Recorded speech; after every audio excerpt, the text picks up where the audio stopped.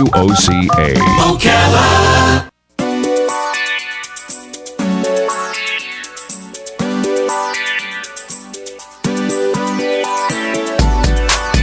All right, 25 minutes before 11 o'clock. Thank you for tuning in. We've got a really good veterans organization here in Ocala.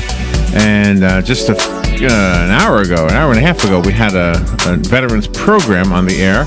And that program has been here 13 years, I'm estimating, or so. It's been a long time.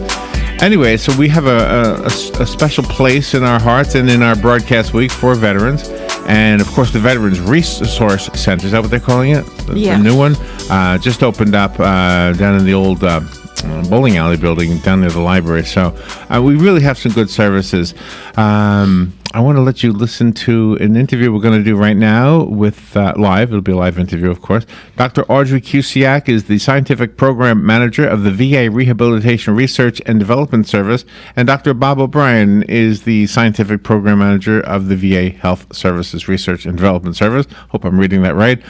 They're talking specifically today about chronic pain and how the VA, the Veterans Administration, puts in place a standard system of care for veterans, and I know we've got a big veterans audience listening right now.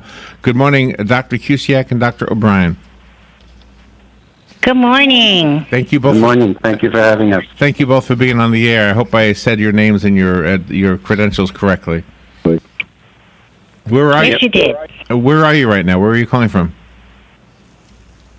So we are based in Washington, D.C. All right, excellent. Well, right now we're it's a beautiful day, but we keep looking at the Weather Channel and they keep telling us it's not going to stay beautiful. Yeah, it sounds like we've got some weather we have to deal with.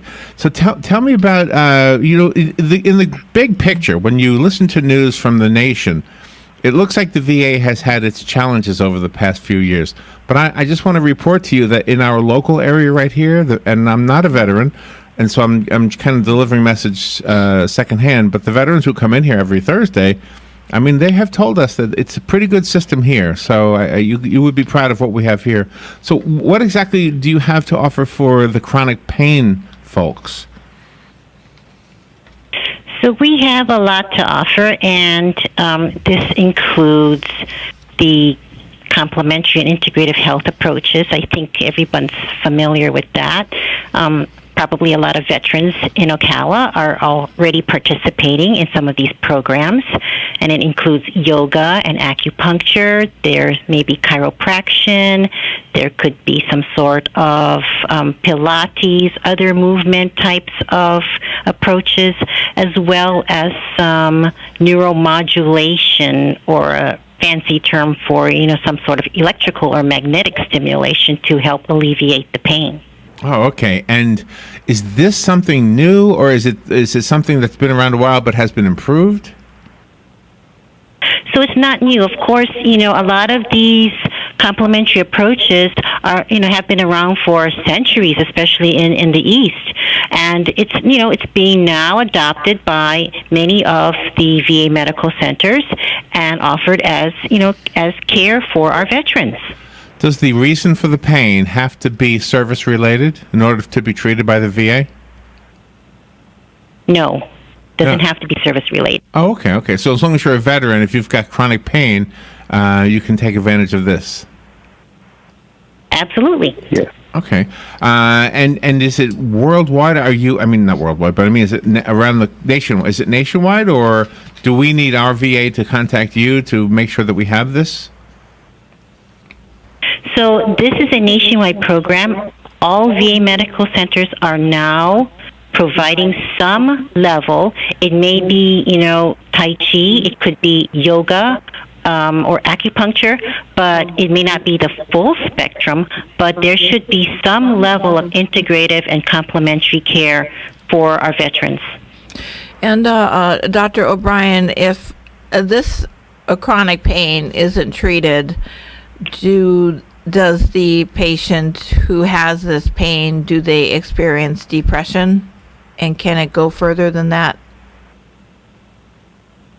Sure. There are a number of impacts that can happen from chronic pain. And sometimes whether it's being addressed or not, because it doesn't always go away when it's being addressed, but there may be loss of productivity that could lead to job loss, lead to increased healthcare costs.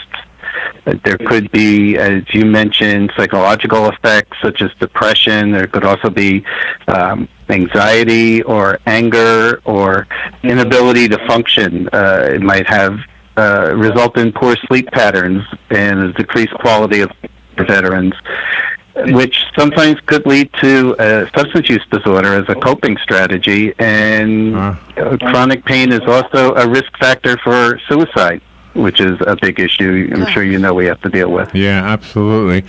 So the research that you're doing, what kind of changes have you seen as a result of the research? Changes in terms of how the healthcare is being administered. Well, Yeah, I'm sorry. Go ahead. So other things is, of course, the development of these patient-aligned care teams or PACT teams, and these are, primarily for veterans suffering with chronic painful conditions.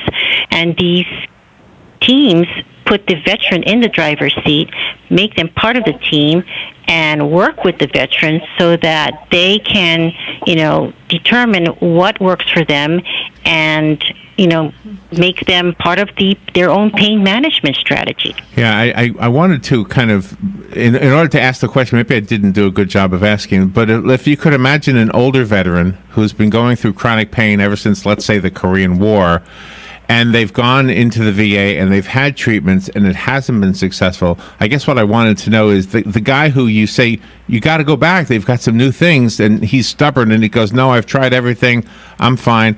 But it sounds like to me there is some new science that he could benefit from. Yes, absolutely.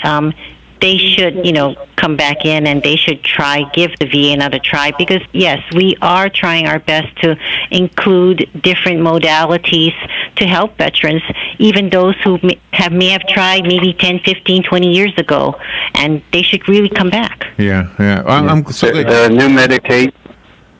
Because there are new medications and new strategies that they can use that weren't available necessarily when they first came in. The VA tries to be state of the art as much as it can in terms of new approaches.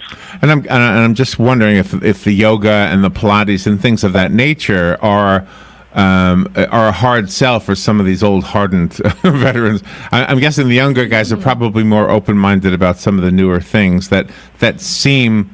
Like Pilates, for example. Yes. Yes, absolutely. But, for even the older veterans, some sort of activity-based, rehabilitation or exercise regimen can actually help. The buddy system, I think, would help. Hey, I'll do it if you'll do it. Right, yeah. Do sometimes the veterans themselves, when they feel this pain, they just try to deal with it and they don't get treatment in the beginning? Should they get treatment right off? So that's a good question. I think that's an individual preference. Some veterans are much more, apt to, okay, I'm not going to do this because I don't want to be labeled as a sissy or something like that. And then there are veterans who are like, okay, I can't deal with it. I just got to seek help. So it's an individual preference. And it doesn't matter if you want to come to the VA to seek care. We are here to help you. Well, just to re-mention what I said at the opening, we have a very great veterans community in our listening audience, and so thank you so much for sharing this information with us. Before we say goodbye, could you leave us with a website? Sure, it is www.research.va.gov. Okay, excellent. Thank you both. Thank you for being on the air with us today, and thank you for what you've chosen to do. Thank you. All right. Thank you for having us. You're welcome. We'll be right back.